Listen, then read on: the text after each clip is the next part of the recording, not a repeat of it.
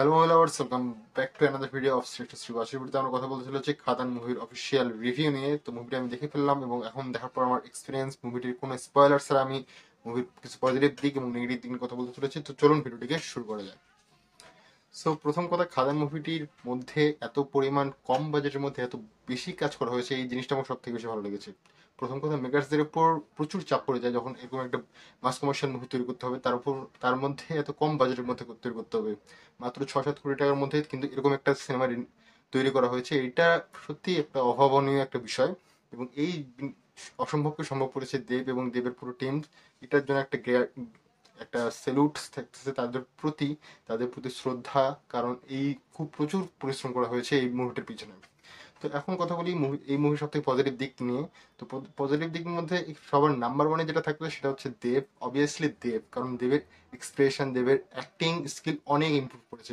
আগে যারা বলতো যে সে কথা বলতে পারে না, সে বাংলা ভাষা কথা বলতে পারে না, তার অ্যাকশন ডেলিভারি ভালো নয়, তারা একবার শুধু সিনেমাটাকে দেখো, তার গল্প চয়েস দেখো, কোন লেভেলের একটা গল্প তৈরি করা হয়েছে।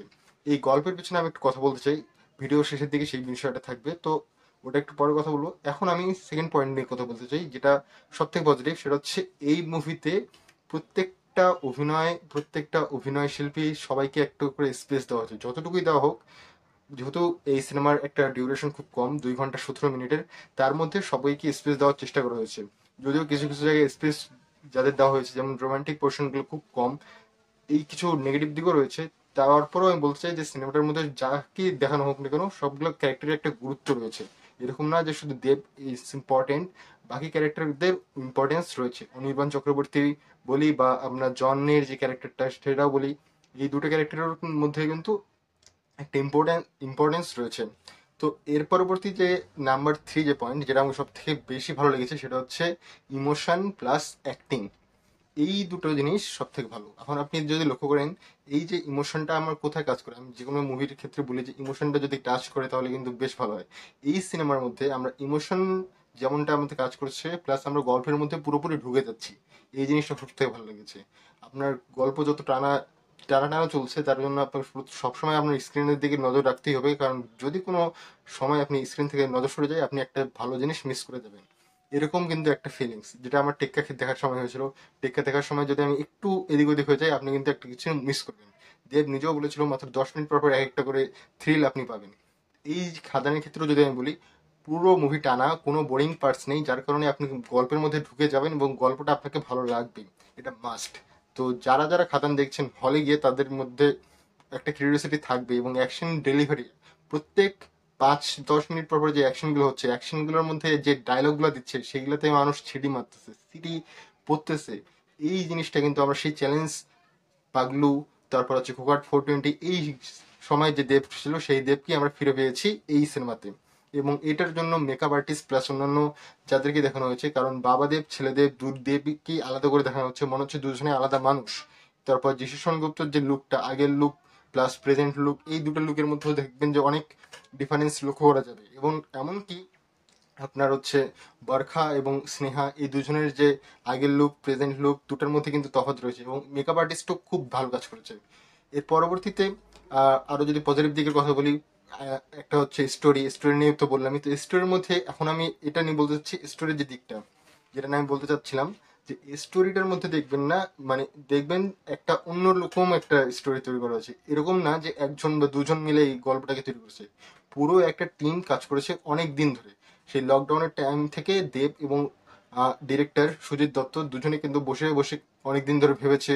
তাদের দেব এন্টারটেইনমেন্ট ভেঞ্চার্সের টিম সম্পূর্ণ, এমনকি সুনিন্দর ফিল্মসেরও যে টিম, তারা সবাই একসঙ্গে বসে কিন্তু এই কাজটা করেছে। এবং এইটারই একটা ফল হচ্ছে খাদান।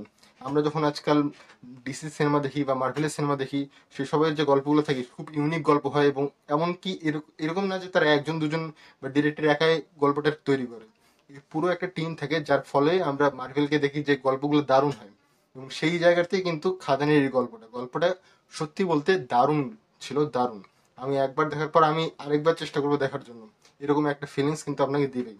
এবং প্রতিটা অ্যাকশন ডিরেক্টর আমি জানি না কি, বাট অ্যাকশন ডিরেক্টিং খুব দারুণ হয়েছে। এবং অ্যাকশনগুলো যে লাগছে না, সেই সময় যে আপনি দেখবেন ক্যামেরা অ্যাঙ্গেল থেকে শুরু করে প্রত্যেকটা কাজ খুব ভালো হয়েছে। এবং এই যে ফিজিক্সের যে লটাকে ব্রেক করা, ওই কাজটাও কিন্তু খুব ভালোভাবে করতে পেরেছে এই মুভিটি। তো কিছু নেগেটিভ দিক তো থাকেই, তো নেগেটিভ দিকে দিয়ে চলে আসি।